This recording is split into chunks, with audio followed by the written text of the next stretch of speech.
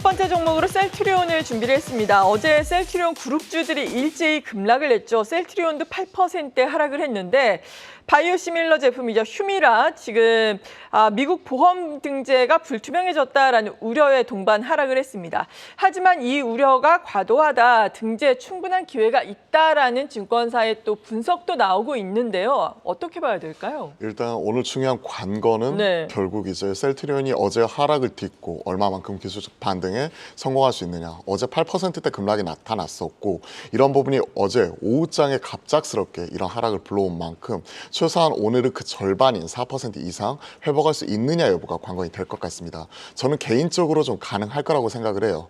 일단 관련 내용을 좀 점검을 해보도록 하겠습니다. 어제 셀트리온 3사가 오후장 들어서 급락하는 모습이 나타났었죠. 셀트리온 그리고 셀트리온 헬스케어가 8%대 급락을 했고 셀트리온 제약 또한 5%가 넘게 6% 가까이 급락하는 모습이 좀 포착이 되기도 했습니다. 앞에서 말씀해 주셨던 대로 미국 내에서의 이런 휴미라 바이오시밀러의 보험 등재가 좀 불투명하다 하는 이런 불확실성 때문에 하락한 부분이 나타났었는데요.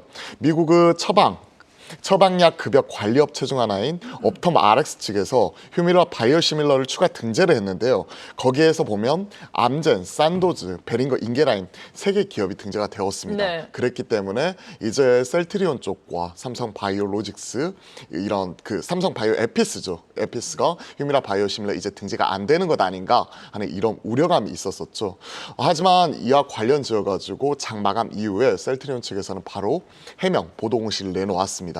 관련 내용을 좀 살펴보게 되면 원래 셀트리온 쪽에서는 지금 진행을 하고 있는 휴미라 바이오시밀러 등재하는 쪽이 사보험이 아니라 공보험 쪽으로 이런 부분을 타깃으로 하고 있고 여전히 협상이 진행 중에 있다, 문제가 없다라고 얘기를 했고 그리고 지금 어제 얘기가 나왔었던 옵텀 RX 측은 사보험 쪽이거든요. 그쪽 점유율은 21%에 불과하다. 그렇기 때문에 사보험 측도 다른 메이저사들과 지금 협업이 계속 진행 중에 있다는 부분 자체를 확실하게 밝혔습니다. 그렇기 때문에 오늘의 주가 반응 자체가 어느 때보다도 중요할 것 같아요. 어제 이로 인한 급락이 오후장 들어서 갑자기 나타났기 때문에 최소한 일정 부분의 되돌림 최소한 절반 이상은 나타나줘야겠죠. 이 부분이 나타나는지 여부를 지켜보면서 일단은 크게 흔들릴 필요 없이 좀 지켜보자 하는 측면에서 셀트리온 3사 좀 지켜보도록 하겠습니다. 네, 그러니까 가지고 계신 분들은 굳이 패닉셀링을 할 필요는 없다, 지켜보자라는 말씀이시네요. 그렇죠. 그러면서 이제 신규 접근하시는 분들은 이와 관련돼서 1분기도 실적 잘 나왔거든요. 그리고 2분기에도 제가 알기로는 지금까지 삼성 바이오로직스와 더불어서 바이오시밀러 쪽에서는 확실히 실적이 업턴하는 모습이 꾸준히 나타나고 있습니다. 그러면 어제 이렇게 많이 빠졌을 때 시장 오해라는 부분이 확인이 되게 되면 오히려 신규 매수할 수 있는 기회도 생기는 거거든요. 그러한 부분도 우리가 확인하면서 넘어가는 게 중요할 것 같습니다. 최소한 오늘 오전장은 이런 부분 지켜보시고요. 어제 낙폭을 절반 정도 이상 되돌리는지 여부 확인하고 확인이 되게 된다면 저는 신규 접근도 가능하다고 생각을 합니다. 네, 낙폭의 절반을 되돌리는지 저희와 함께 또 출발 상황 지켜보시기 바랍니다. 두 번째 종목입니다.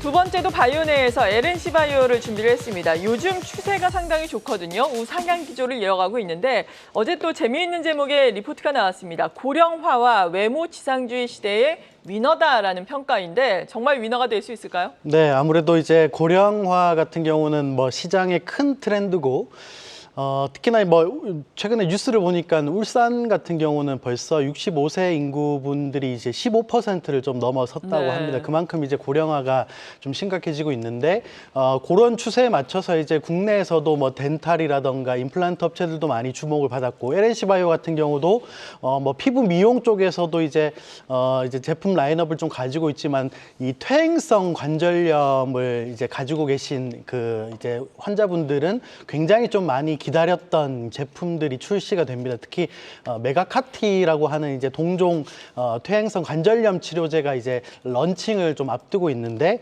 올해 한 8월 정도에 이제 뭐 6월 말이기 때문에 이제 8월부터 이제 런칭이 좀 공식 런칭이 좀 될 것 같습니다.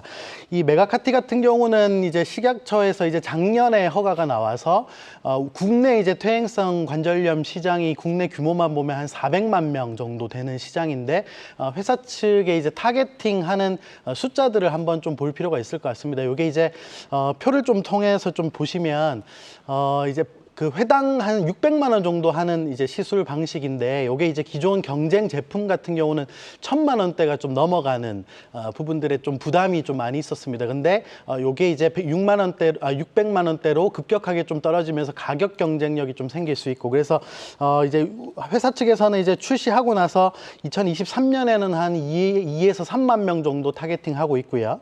2024년에는 5만 명 정도 타겟팅하고 있기 때문에 요게 뭐 2만 명만 해도 120억이 넘어가는 이제 매출이 좀 나올 수 있다는 건데, 여기에 이제 마진이 40%가 넘어가는 제품이기 때문에 요거는 국내 시장을 굉장히 좀 크게 흔들 수 있는 재료다, 이렇게 좀 생각이 좀 됩니다. 그래서 LNC 바이오가 굉장히 좀 오랫동안 준비했던 제품이 8월 달부터 이제 런칭이 돼서, 물론 이제 판매 추이가 이제 향후의 주가 변수의 이제 핵심 요소가 좀 될 것 같지만, 지금 경쟁 제품 대비 워낙 좀 월등한 가격이나 효능으로 출시가 되는 것이기 때문에 상당히 좀 성공 가능성이 좀 높을 것으로 보입니다. 그래서 전반적으로 이제 관심 있게 좀 봐야 되는 바이오 업체 중에 하나가 아닌가, 이렇게 좀 소개를 좀 해드리도록 하겠습니다. 네, LNC 바이오도 유망하게 살펴보도록 하겠습니다. 계속해서 세 번째 종목으로 이 시간 이어갑니다.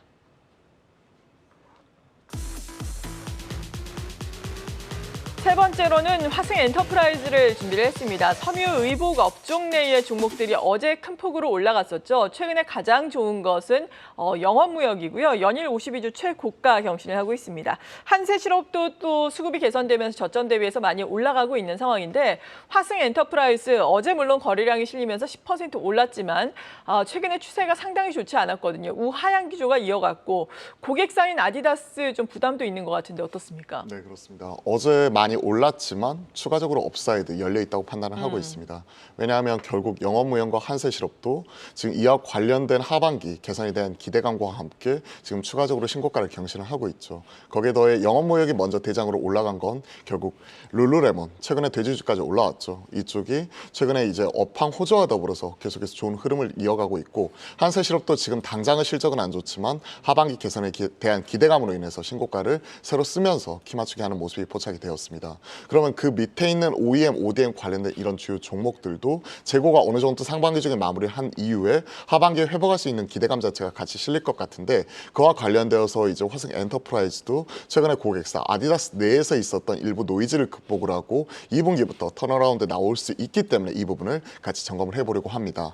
일단 1분기에는 적자를 기록을 했어요. 네. 영업 적자를 기록을 하면서 한 10억 정도 소폭 적자가 났는데, 그 이유를 확인해 봤더니 아디다스가 전략적 협업을 하고 있는 카니에 웨스트 이쪽 관련된 신발 라인업이, 카니에 웨스트가 유대인 혐오 발언으로 인한 이런 노이즈가 크게 발생을 했었고요. 이로 인한 파트너십을 중단했고 재고를 처분하는 과정 속에서 손실이 큰 폭으로 발생을 했다는 네. 거죠. 이 부분이 1분기 관련 손실로 이어졌고, 그다음에 발주 부진 영향이 그대로 나타나면서 1분기는 적자를 기록을 했지만 2분기 실적에서는 영업이익 163억 정도로 흑자 전환에 성공할 것으로 지금 예상을 하고 있습니다. 물론 전년비 약 38% 정도 이제 일정 부분의 역성장, 이런 부분은 불가피하지만 지금 우리가 의류나 신발이나 이쪽 타겟이 당장의 2분기 실적이 아니에요. 2분기보다는 2분기를 저점으로 이제 하반기 개선이 되는 부분 자체가 나타날 수가 있기 때문에 최소한 1분기에 영업 적자 10억, 그리고 2분기에는 영업이익 163억, 그리고 이후에 이제 3분기부터는 본업단은, 즉 평상시에는 대략 한 200억 이상 벌어들이는 거거든요. 네. 이런 쪽으로 지금 회복을 하는 모습 자체가 나타날 수가 있는 부분이기 때문에 정상화 과정 속에서 우리가 키 맞추기 나타날 수 있는 종목을 주목을 해봐야 될 것 같습니다. 당장 이 종목의 경우에는 5월 30일, 그러니까 약 한 달 전이죠. 한 달 전에 52주 신저가를 기록을 했습니다. 그렇기 때문에 6월 달에 일정 부분 바닥에서 올라오는 부분이 나타났었고 어제 급등이 나타나기는 했었지만, 이게 끝이 아니라 저는 어느 정도 비정상의 정상화 과정 속에서 나타나는 바닥을 잡고 올라오는 과정이라고 생각을 하거든요. 그렇게 본다면 오히려 조정시마다 이런 모아갈 수 있는 의류 OEM, ODM 그리고 이런 관련된 종목 중에서는 가격적인 메리트가 상당하다고 생각을 합니다. 그러한 측면에서 화승 엔터프라이즈 보고 있고, 영업무역 한세실업이 조금 부담스럽다면 그 다음 의류 OEM, ODM 이런 쪽에서는 호전실업 같은 이런 마찬가지 의류 OEM, ODM도 네. 괜찮을 거라고 생각을 해요. 마찬가지로 둘 다 가격적인 메리트가 있다는 측면. 그런데 그중에서 제가 화승 엔터프라이즈를 갖고 온 이유는 1분기의 적자가 일회성, 그러니까 일회성 손실로 인해 불거진 부분이고 이게 해소가 되어가는 과정 속이기 때문에 우리가 체크해보자 하는 측면에서 이 두 번째 종목 가지고 나와봤습니다. 네, 그렇군요. 아디다스가 브랜드 이미지가 많이 훼손되기는 했는데 이러한 부분이 회복이 또 되겠죠. 화승 엔터프라이즈 이에 따라서 지금 저평가를 받고 있는 상황인데 이럴 때 또 매수 국면으로 대응을 해도 좋겠다라는 의견이었습니다. 이어서 다음 종목 살펴봅니다. 네, 다음으로는 현대차를 준비를 했습니다. 자동차주들 요즘에 다시금 또 올라오고 있습니다. 현대차 어제 2.74% 올랐는데 아무래도 뭐 2분기 실적도 기대감을 가져도 좋겠죠? 네, 뭐 2분기 요즘에 뭐 생각보다 차가 굉장히 좀 잘 팔린다고 맞아요. 하는데 현대차가 이제 어제 2% 장대 양봉을 좀 내면서 오랜만에 이제 약간 이제 턴하는 모습들을 좀 보여줬습니다. 특히나 이제 최근에 주목하고 있는 거 이제 글로벌 시장 전기차 시장에서 이제 주목을 좀 하고 있는 거는 테슬라의 슈퍼차저를 지금 GM과 포드가 이용하겠다고 이제 나섰고 뭐 리비안이나 작은 업체들도 좀 나서고 있지만 지금 테슬라, 포드 그리고 GM의 합산 그 북미 시장 점유율, 전기차 점유율 보면 70%가 넘습니다. 그러니까 직관적으로 말하면 70% 이상의 전기차 유저들이 테슬라 슈퍼차저를 이용한다라는 결론이 나오는데 그렇게 되면 전기차 파급 속도는 침투 속도는 상당히 북미 쪽에서 한 10% 지금 내외로 좀 팔리고 있는데 상당히 좀 빨라질 수밖에 없고 왜냐하면 이제 북미 시장이 이제 전기차가 좀 느렸던 침투가 느렸던 이유는 워낙 땅덩어리가 넓기 때문에 전기차 인프라가 충전 인프라가 이제 설치가 좀 돼야 어쨌든 이제 차를 소비하는 사람들은 차를 살 수 있을 유인이 생기는 건데 그런 부분들이 부족했는데 슈퍼차저가 한 방에 좀 해결을 해줬거든요. 근데 이제 현대차는 그러면 어떻게 해야 되나라는 고민이 좀 커지는데 지금 이제 북미 시장의 이제 충전 시장의 그 방식을 조금 나눠보면 이제 테슬라가 사용하는 방식이 이제 NACS라고 하는 락스 방식이고요. 네. 충전 방식이. 그리고 이제 현대차 같은 경우는 완속과 급속을 같이 결합한 방식인 결합 충전 방식인 이제 CCS 방식을 쓰고 있습니다. 그래서 약간 이제 방식이 좀 다른 결이기 때문에 현대차가 슈퍼차저를 이용하지 않고 혼자 깔려고 하면 상당한 오랜 시간이 걸리기 때문에 현대차도 결국은 결정을 해야 될 것이고 그 결정에 따라서 북미 시장에 침투하는 속도가 상당히 좀 빨라질 수 있다. 이런 이제 결론을 좀 낼 수 있겠거든요. 그래서 다시 정리를 좀 하자면 그 북미 쪽에서 땅덩어리가 넓은 쪽에서 충전기 충전소의 표준 방식이 이제 채택이 좀 될 가능성이 좀 높기 때문에 그에 따라서 북미 시장 침투율이 상당히 좀 빨라질 거고 전기차 같은 경우는 거기에서 현대차가 또 앞서 나갈 가능성이 또 있다. 이렇게 좀 정리를 좀 해볼 수 있을 것 같고 현대차의 이제 기본적인 그 이제 주가의 밸류에이션의 함수는 이 침투율이 늘어나야 생산 방식에서 이제 전기차 비중이 늘어나야 회사의 밸류에이션이 올라가게 되는데 표를 좀 통해서 보면 현대차 글로벌 EV 생산 비중이 2023년에 8%에서 26년에 18% 목표로 하고 있고 2030년에는 34%를 목표를 하고 있습니다. 그래서 이 비중이 높아가면 갈수록 밸류에이션의 리레이팅이 좀 될 수 있다라는 부분들을 정리를 좀 해볼 필요가 있을 것 같습니다. 네, 네, 그렇군요. 테슬라 충전소가 최근에 상당한 지금 전기차 시장에서 이슈로 대두가 되고 있는데 현대차도 합류를 한다면은 더 큰 또 점유율을 기록할 수 있겠다. 이렇게 해석을 하면 되는 거예요? 네, 아무래도 이제 충전 방식이 좀 다르기 때문에 현대차가 빨리 결정을 해야 네. 북미 시장에서 빨리 침투율을 올려갈 수 있다. 이렇게 좀 정리를 좀 해볼 수 있을 것 같습니다. 네, 뉴스를 좀 기다려 보겠습니다. 다섯 번째 종목입니다. 네, 다섯 번째로는 게임주를 준비를 했습니다. 펄어비스를 준비를 했는데요. 펄어비스 같은 경우에도 요즘에 뭐 추세가 저점 바닥을 형성한 이후에 좀 올라가는 양상이 나타나고 있어요. 외국인과 기관의 양 매수도 들어오고 있는 상황인데 자세하게 분석을 해볼까요? 네, 게임주 전반적으로 보면요. 사실 신장 모멘텀이 상당히 좀 부재한 가운데 네. 최근에 스론 앤 리버티 클로즈 베타에서도 우리가 확인할 수 있었듯이 내놓게 되면 좀 급락하는 모습이 계속해서 포착이 되었거든요. 맞아요.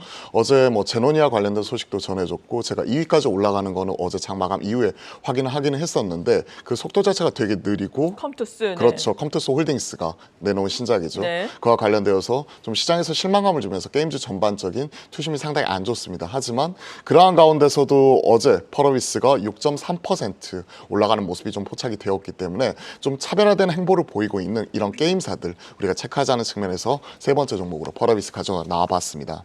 자, 펄어비스 같은 경우가 어제 왜 이렇게 올라왔을까요? 소니와의 전략적 협업 그리고 지분 투자가 나타날 수 있다는 이런 기대감이 네. 강하게 반영이 되었습니다. 물론 공식적으로는 펄어비스가 이와 관련돼서는 확실히 선을 그었어요. 이와 관련돼서는 현재까지 진행 사항 자체는 없다라고 확실하게 선을 그었지만 이에 따른 추가적인 기대감은 계속해서 살아있는 국면인 것 같습니다. 그리고 확연하게 지금 바닥 탈출하는 모습 자체가 나타나고 있고 추가적인 모멘텀이 있기 때문에 이 부분을 점검할 필요가 있을 것 같습니다. 지금 6월 말이죠. 한 2달 후에는 독일에서 이제 게임스컴이 열립니다.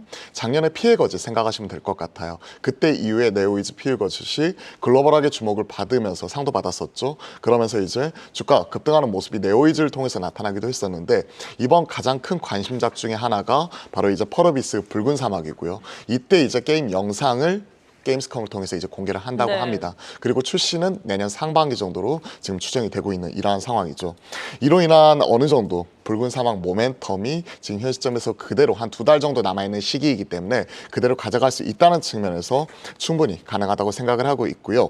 이와 관련되어서 붉은 사막 이게 끝이 아니라 게임스컴을 시작으로 본격적으로 이제 9월, 10월, 11월 게임쇼에 계속해서 참가를 하는 모습이 나타나면서 그때서부터 마케팅 역량을 집중을 한다고 해요.